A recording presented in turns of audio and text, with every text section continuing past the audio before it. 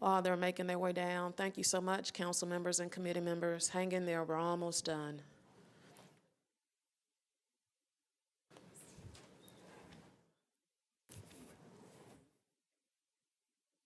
Hey, Director. We'll give you a second to get settled.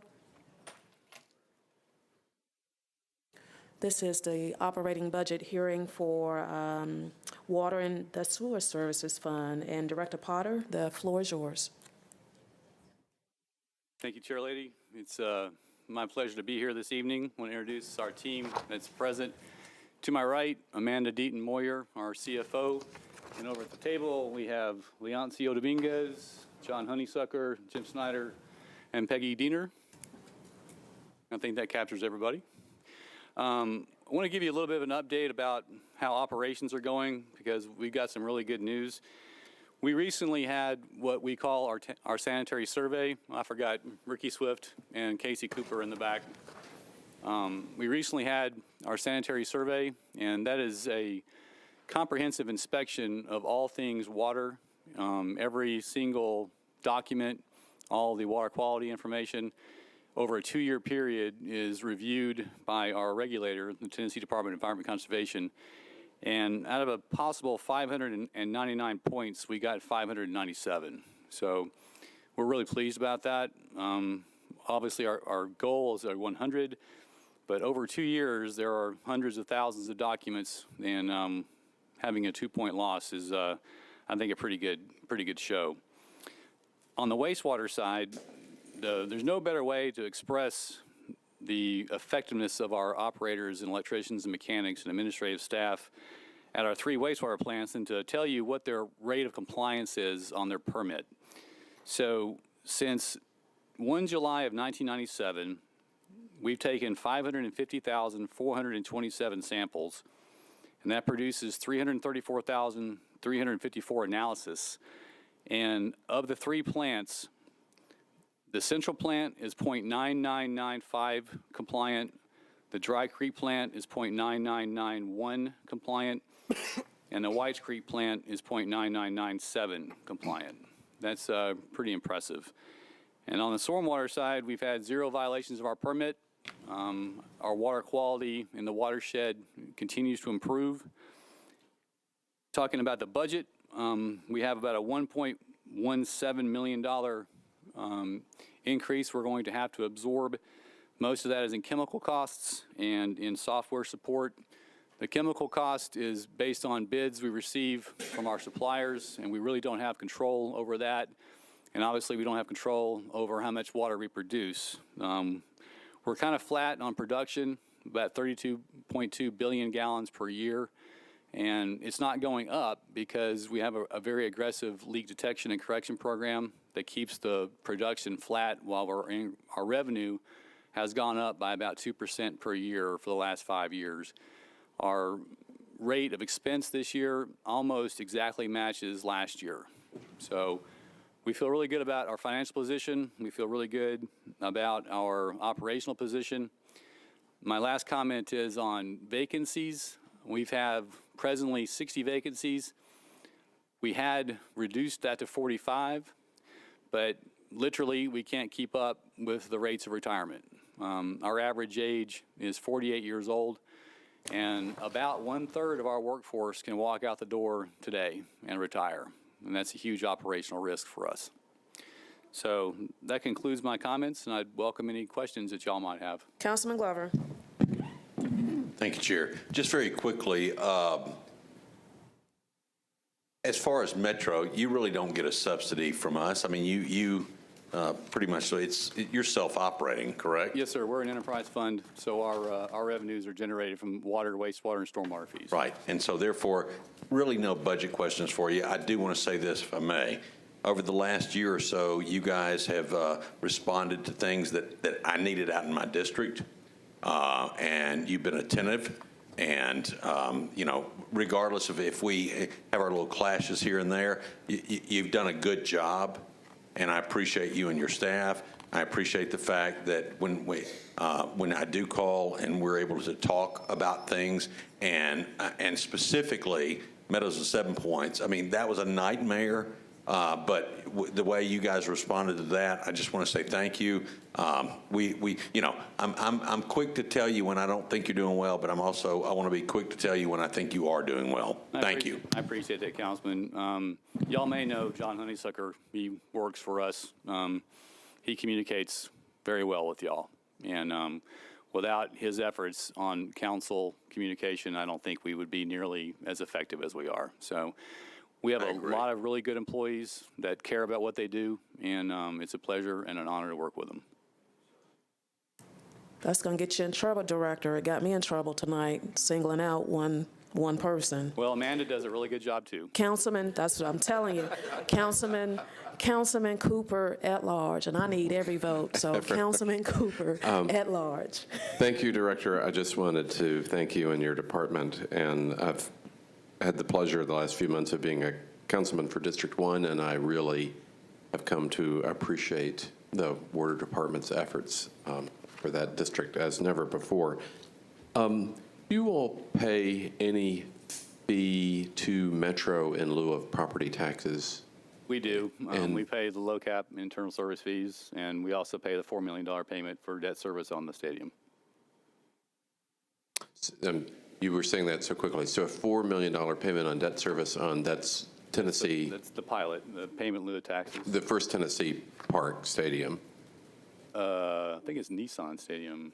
The football. Yes, sir. The football stadium, and not to First Tennessee That's Park. correct. Okay, the $4 million on that, and then the low cap fee, and the low cap fee has a pilot aspect of, has a payment in lieu of taxes aspect of it. I don't know if it's a pilot type of fee, but essentially we receive services from the general government for which we should pay. And good example is IT. They provide spectacular service, and we pay our fair share. But unlike NES, you don't make a sort of in lieu of property tax payment. Other than the pilot, we do not. Other than that, okay. But NES, and again, I'm looking at our wonderful finance director, NES makes a pretty substantial pilot payment, which, okay. Thank you. I appreciate it. Just wanted to clarify that that's part of being formally part of Metro, is that we don't get any payment in lieu of property taxes, which I guess we would if you were held in a different approach like NES. Okay. And then if you were to guess at the total value of the Water Department's property currently, I mean, it's in the... Our capper said $1.97 billion. But that's probably pretty fully depreciated. Yes, sir. Okay. Very grateful. Thank you. Councilman Cooper at large, I like where you were going there. I'm not sure I really like that. I stand behind my statement. We're considering all things. Council Lady Henderson. Thank you, Chair Vercher. Thank you, Director Potter. We appreciate you and your staff very much. Just in the interest of public understanding, we're using a lot of acronyms. Can you tell us what low cap is, please? I'm not sure what it stands for. Finance staff, please. Sorry, local cost allocation plan. Okay, thank you. And IOD adjustments are? Injury on duty.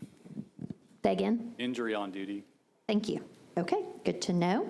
I wanted to ask you in the stormwater improvement area where you have some additional staffing. I see something around your street sweeping program.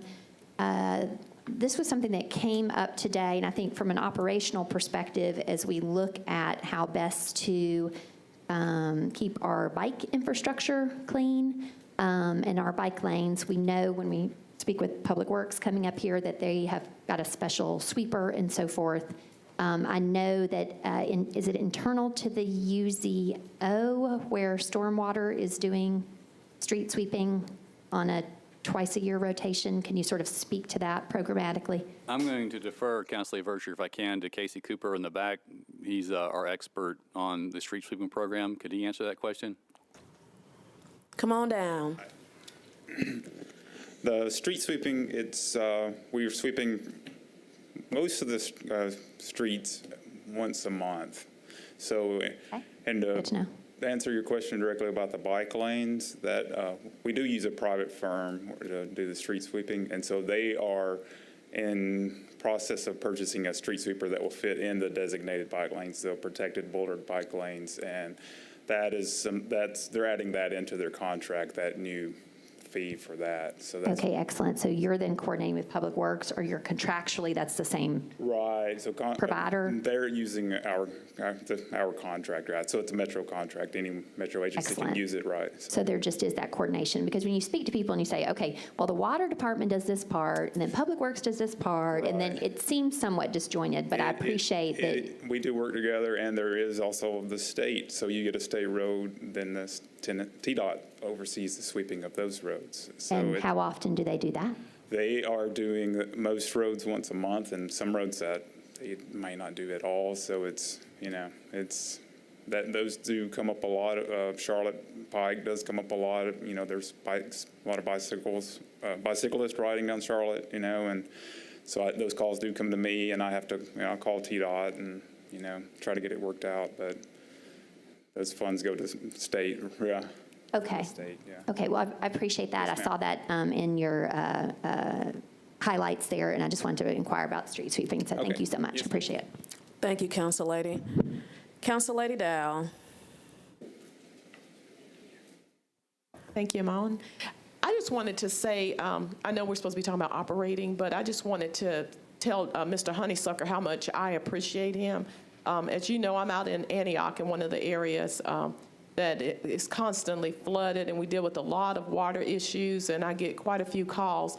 And I want to say that I really appreciate how he has worked with the constituents in my district and handled some of the issues that have come about. I know when you were acknowledging other people on the staff, I thought it would be remiss without acknowledging that it has been a real asset, especially for me this term, to have someone serving in that role to work with us council members when it comes to a lot of those issues. We don't understand, like sump pump and all that language and everything. All I know is that they got water in the yard, and so he's been able to help navigate through a lot of those questions and issues that our constituents have, and be able to direct what needs to come to water and what are some of the things that perhaps need to go to another department. So I just want to say I appreciate that. I actually had a letter from one of my constituents that I will pass on to you, Mr. Potter, thanking for his help and service and reaching back and following up with them and all. So I just want to say thank you, and I appreciate the work that you do. Thank you, ma'am. Director Potter, I have one question. In reading the mission, I'm going to single out protect our water resources. Does that include creeks too? Yes, ma'am. We consider step one of the water treatment process as source water protection. So our stormwater division has a very aggressive stream walking program, as an example, construction inspection and construction management program. We work really hard to keep the number one pollutant out of the drinking water, and that is sediment. So we also have a stated goal to have as many stream segments as possible off the what's called the 303D list, which is the list of impacted streams that EPA keeps. They're listed on the 303D list for a variety of reasons. We focus most heavily on habitat loss, stream bank changes and things like that, and removing sediment and removing any type of bacterial source. So we've got really good data that shows that the health of the Cumberland River and its tributaries have dramatically improved, but even anecdotally, the restoration of the ecosystem is very demonstrative. As an example, out of the Dry Creek plant, we've got an eagle nesting out there. When you go up and down the Cumberland River, you see the blue heron rookeries. That means that the ecosystem has been restored, and 20 years ago, that wasn't the case. So our watershed still requires improvement, but I've got a bunch of people who work really hard to make that their fundamental professional goal. What about creek cleanups? What's the policy? We can't have council members getting injured with creek cleanups and having to get tetanus shots and emergency room visits. What's the policy as it relates to creek cleanups? Asking on behalf of Vice Chair Schulman. Sonia Allman coordinates our stream cleanup program. We have an Adopt a Stream program that we could facilitate. We work very closely with Public Works. If a community group wants to do a stream cleanup, generally speaking, Public Works will provide the dumpster and the materials, and we'll have to provide the coordination of the people. So the Adopt a Stream program is successful, and we do encourage any type of community involvement in doing stream cleanups. The bad news about living in an urban system, and this is from firsthand knowledge, I worked on a stream cleanup on Mill Creek right next to Murfreesboro Road, and we worked, I bet we got 5 dumpster fulls of material out of Mill Creek right there, and the next rain I drove by and it was all back. So for heaven's sake, don't throw trash in the stream. When you throw a cigarette butt out the window, it's exactly like you're throwing it in the next receiving stream. So if we could get people to properly dispose of litter, that would greatly help us keep our streams clean. Thank you so much. Vice Chair Schulman. Thank you, Madam Chair. Director, do you think it's a good idea for council members to, when they're getting ready to wander into creeks and streams, to have a tetanus shot before they go in? Well, it depends on the council member, actually. No, Why don't you go a little further with that explanation? You know, in our environment, there's risk. And if you're walking in a stream, you might step on a nail and you might get infected with tetanus. So I keep my tetanus shot current, and I think that's a good practice from a health perspective because you might step on that nail. Well, in the interest of HIPAA, I think I'll just put my microphone down. Okay, thank you.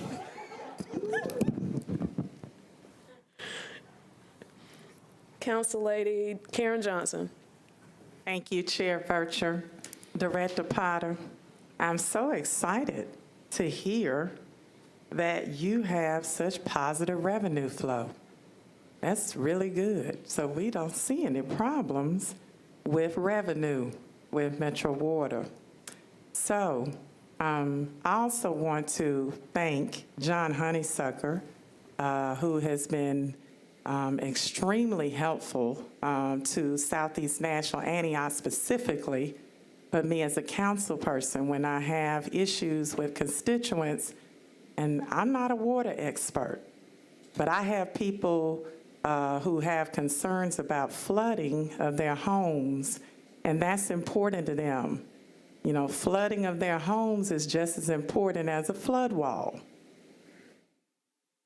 And so just yesterday evening, John Honeysucker, I'm sure shared with you that a constituent shared that he had called Metro Water to have the creek looked at and cleaned out on Carla Court.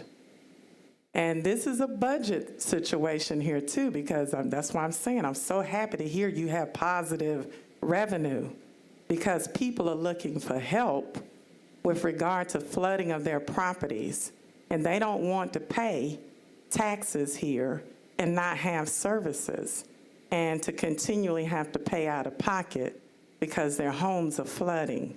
And he was told that we can't help you. Now, I'm not going to debate all of that here. I just want to put that on the record that we're talking about flood walls, but we're not talking about helping people with flooding of their homes.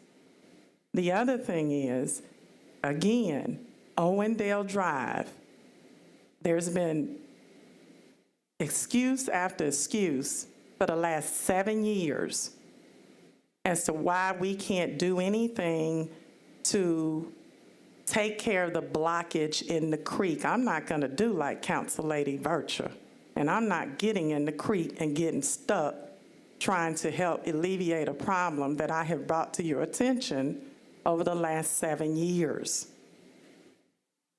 That is the only area in District 29 that flooded during the 2010 flood. I have videos that I've shared with you all where water was so high that you can have a boat going down that particular stretch of Owendale. Everybody else has had attention in this city, supposedly. I can't speak for all council members. But it is incredibly frustrating to hear you've got positive revenue flow, but yet there's never any money to help out people whose homes are flooding, who were people who had homes flooded during the 2010 flood. So before I leave this council, you won't have to hear my mouth next council, next budget. But I wanted to make it loud and clear that I'm going to still be vigilant with whomever comes behind me. And we're going to stay the course until Metro Water takes care of creek cleanups. I would like to request, Madam Chair, from the director, I would like a list of the schedule for creek cleanups. And I want to know how many of those creek cleanups are done by Metro Water staff and by community groups. Because we don't need to have community groups when we have a positive revenue flow cleaning out creeks that are flooding people's homes. So I would like to make sure that you provide that. And I hope that money is diverted to doing what is necessary to help people to not continually have a flooding issue because of creek buildup. Thank you, Director Potter, for all of your work. I know you do an incredible amount of work in this city. It's appreciated, but I won't focus on helping the everyday person who pays taxes. Thank you. Thank you, Council Lady Johnson. Council Lady Hurt at large. Thank you, Madam Chair. Thank you, Director Potter, for all of your work. I have 3 things. The first thing is, I guess I might as well go ahead and get my John Honeysuckle shout out as well, because he has been, as you know, very supportive and attentive to issues that I've brought to the attention of Metro Water. The second thing is that I want to commend you all for the stormwater work that you did on Jefferson Street. It was a really great job. It did not interfere with the business community. You know, they had good detours, and they kept in touch to let us know when they were going to be working, and they did a lot of the work when the businesses were closed, and they really worked with the schedule, and they did an outstanding job, and I wanted to thank you for that. Thank you, ma'am. I want to give that credit to Ricky Swift in the back. He really worked hard on that project, and he got parks involved to repurpose that area that we use for a detention pond. So Ricky needs to take the applause for that. Yes, as a matter of fact, I was going to give Ricky Swift a shout out too on the work that he did with that, but particularly the detention pond that they did with the Jefferson Street Park, and he was, you know, very, very consistent in reaching out and making sure that we were meeting and doing the things and knew what was going on at every turn, and I really appreciate Mr. Swift for what he did. But my third and final thing is that I'd like to know the demographics of your leadership team as well, to see what we have going on over in Metro Water. Okay, so I'll go around the table at a leadership team meeting, and I hope I don't miss anybody. So Martha Siegel, Director of Customer Service. Well, actually, I'd just like to know the demographics, the number of men, women, people of color, that kind of information. So you don't have to give it to me now, but you can, Yes, ma'am. get it to me later. All right. All right, thank you. Thank you, Council Lady Hurt. Councilman Withers.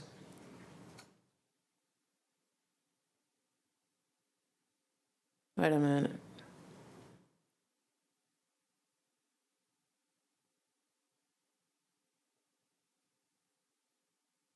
Okay, Councilman Withers. Thank you so much, Madam Chair. Director Potter, just wanted to thank your staff for working with me and at least some of my constituents to try to find a solution to some of our stormwater issues with the Boscoville Street Stormwater Improvement Project. It's unfortunate that we weren't able to receive the support of all of the property owners that we needed to give us easements to actually solve that problem, but as that problem is not going away, perhaps some minds will be changed soon. But I did want to confirm what I thought I heard you say, which is that we do not have any violations of our stormwater discharge.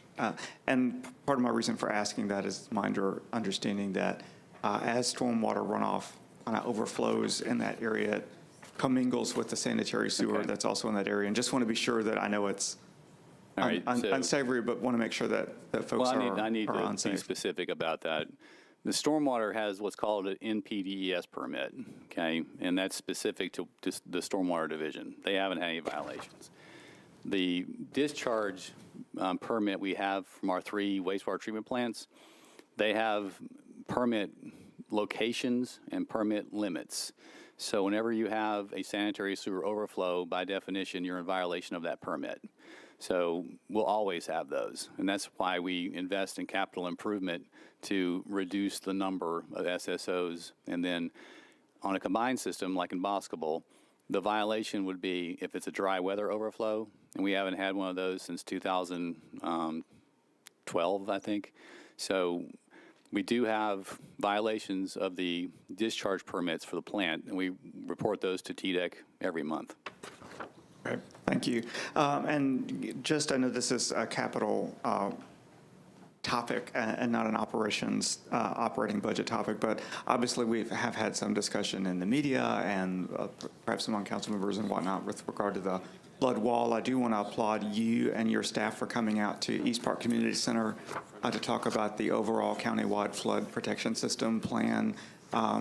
And just want to perhaps encourage your staff to send us, as a reminder, and council members to review the amount of expenditures and investments that your department has made in flood protection systems throughout the county in a lot of outlying areas. And if it's possible, if you could also provide some analysis about, what we are actually protecting downtown. Is it just property, or is it our economy?